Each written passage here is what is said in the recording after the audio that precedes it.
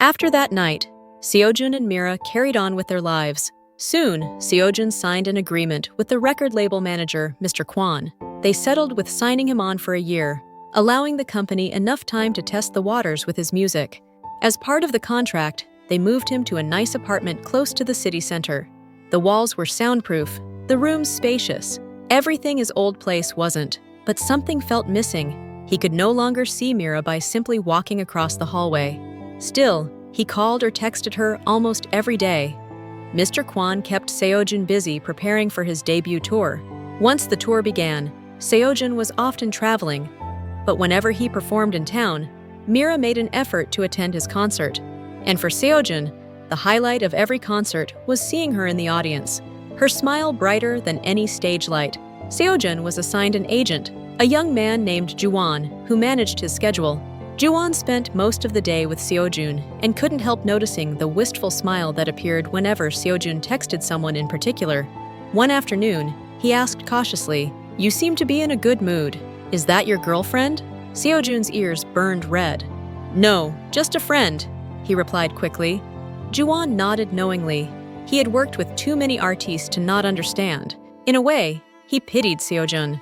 Young musicians rarely realized that fame came with a heavy price, the public's control over their private lives. It didn't take long for Seojun to realize this.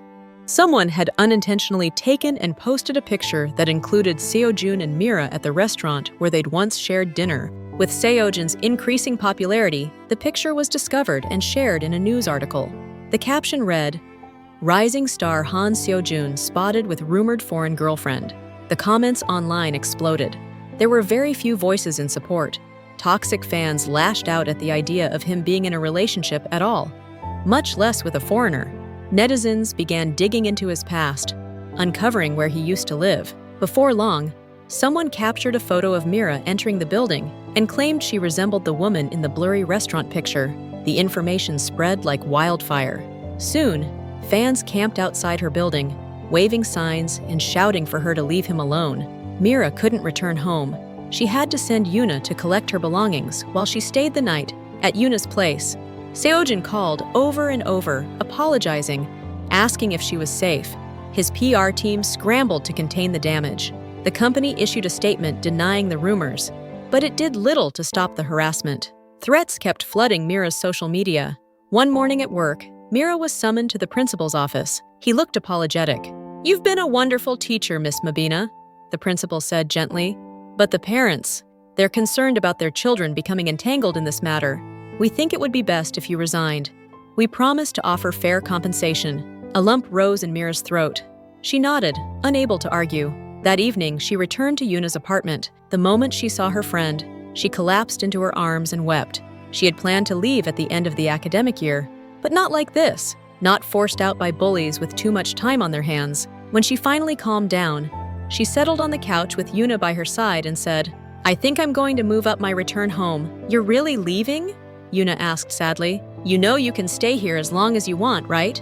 Mira nodded. "I know, but still, I can't just sit around doing nothing. Finding a job here now would be impossible, and the earlier I go home, the sooner I can help get the new system up and running at the factory."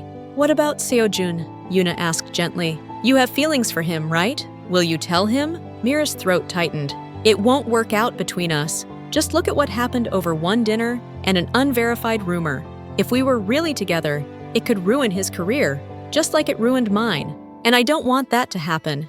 It's better this way," she said, her voice dropping to a whisper. Yuna gave her a comforting hug, patting her back gently. Seojun sat in his apartment, staring out at the glittering city skyline. He felt so powerless. He had wanted to be successful, to have more control over his life, but ended up not only having no control at all, but also hurting someone he cared very deeply for. Mr. Kwon had asked him to issue a public apology, but why should he apologize? For loving someone? For daring to want a life outside the stage?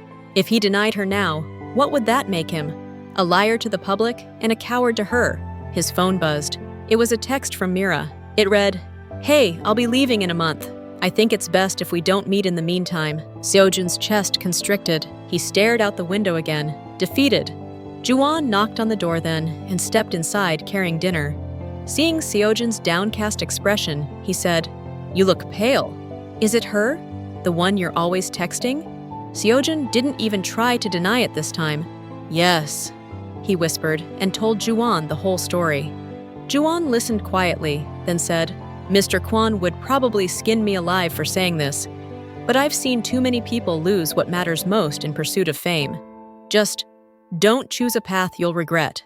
He placed dinner on the table and left. His words lingered with Seojun. A month later, Seojun was attending a music awards ceremony.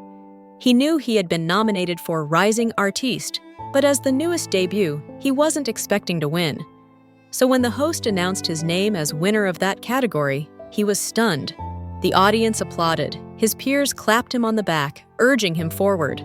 On stage, holding the award, he tried to recall the company's prepared speech. "I'm very honored to receive this award," he began. "I'd like to thank those at the label who have supported me since the start of this journey. I also want to thank my friend." His voice trailed off as his eyes caught the sharp scowl of Mr. Kwon in the audience, warning him to stay on script. Seojun's heart pounded. Was this what his future would be? Pretending? Denying the one person who had given him the courage to sing in the first place? His gaze swept the room. A sea of strangers, none of whom mattered to him.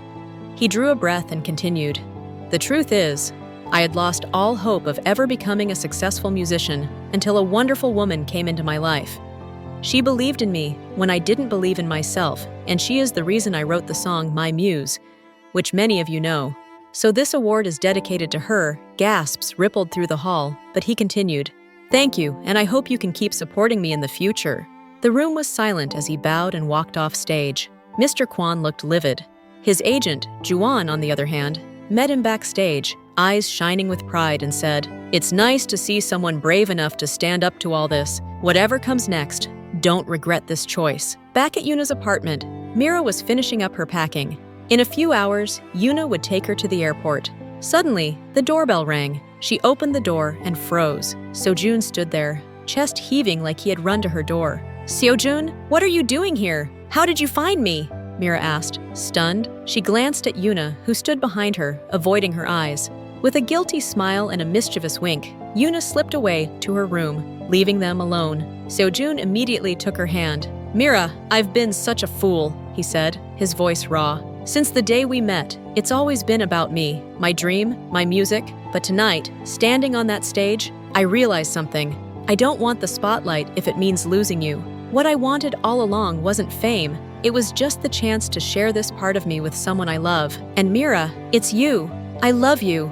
Mira's lips trembled as she pulled her hands from his and turned away. What are you saying? Are you sure you're not just grateful for my help?" He stepped closer, eyes intense. "Mira, I started falling in love with you from the moment you handed me that box of cookies. If none of this had worked out, if I was still playing on street corners, I'd still be in love with you." Mira's cheeks flushed. Her heart pounded in her chest, but she said, "Seojun, I can't. I'm a simple person. I don't want to hide in the shadows, pretending not to exist, just so your career isn't affected. You're just starting out, and the label won't allow you to be with me." "I won't sign with them," Seojun said firmly, shocking her. "Once this year is over, I'm done. I'll become an independent artist. And when I sing, everyone will know that I love Mira Mabina, no matter what they think. I just need to know, do you feel anything for me?" Mira's voice faltered. I have feelings for you too, but I need time to think, and I still need to go home first." "I understand," Seojun said, with a smile that lit up his face. "Once I settle things here, I'll come find you.